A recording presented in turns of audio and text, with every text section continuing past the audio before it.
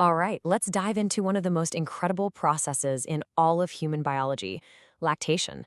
I mean, it's this perfectly timed system of hormonal signals and feedback loops that literally creates the ideal food source completely on demand. It's an amazing journey. So, have you ever really stopped to think about that question? How does the body do it? How does it build a factory from the ground up, start the production line, manage the inventory, and do it all in perfect sync with what a newborn needs? Well, let's break it all down.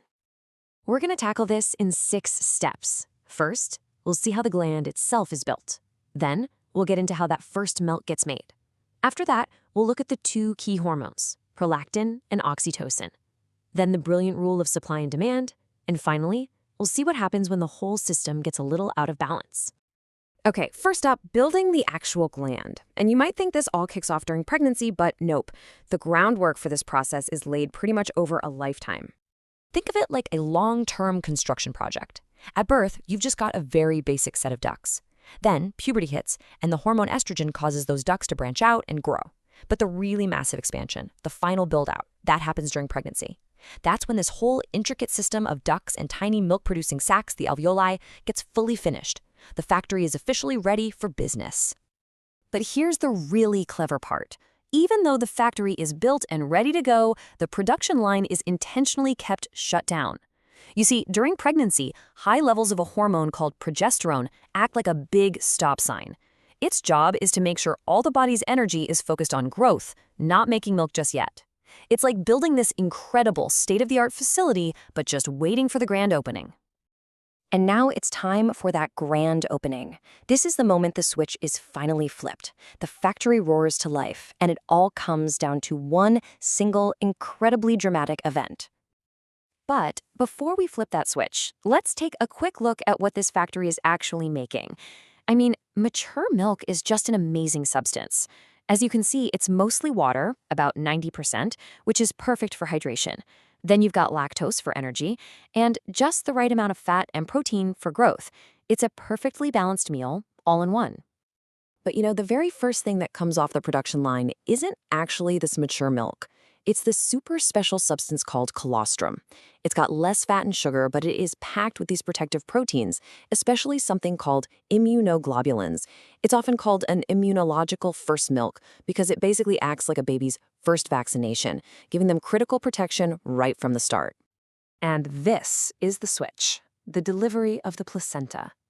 The second that's gone, that big stop sign hormone, progesterone, just disappears from the system.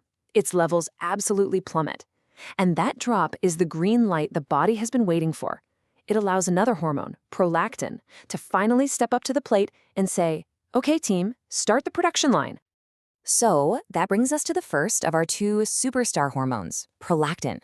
Now, prolactin is all about milk synthesis, the actual making of the milk. And its job is to make sure there's enough milk ready for the next time the baby's hungry.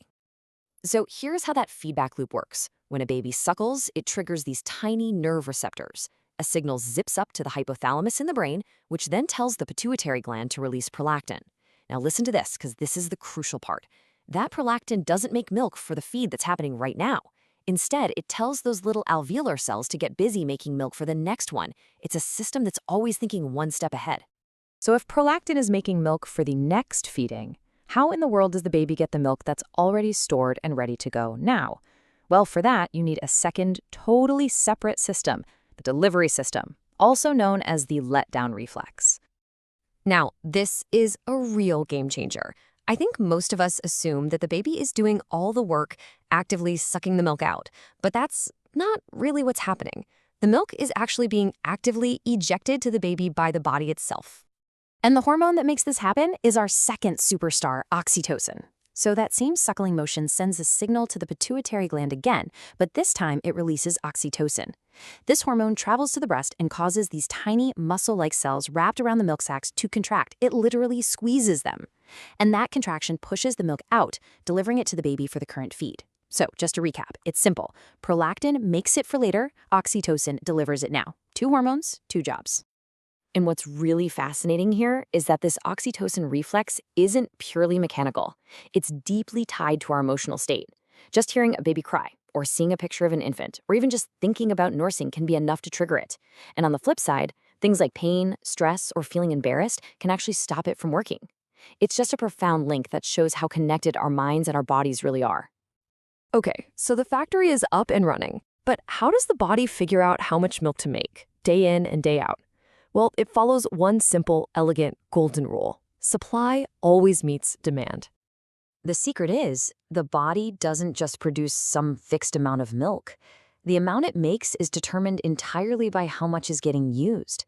The more milk that's removed, the more the baby suckles, the stronger the signal sent to the brain that says, hey, we need more. This keeps those prolactin levels high and keeps the production line humming along. And, the system is just as smart about shutting down. If the baby stops nursing, a couple of things happen. First, those prolactin levels will naturally start to fall. And second, the physical pressure of the milk that's just sitting there sends its own signal back to the cells. Together, these signals basically tell the factory, okay, demand has dropped off. We can slow down and gradually stop production. And this is why understanding this delicate hormonal dance is so important, because it really highlights what can happen when things go wrong. Let's look at a clinical example that just drives home how powerful that one hormone prolactin really is. Okay, the condition has a bit of a mouthful of a name, hyperprolactinemia, but it's actually pretty simple if you break it down.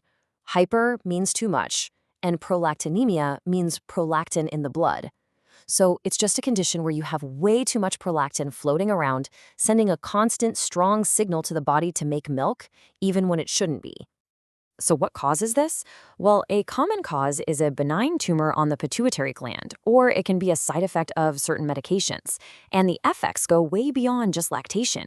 Because prolactin is so powerful, having abnormally high levels can mess with all sorts of other hormonal systems.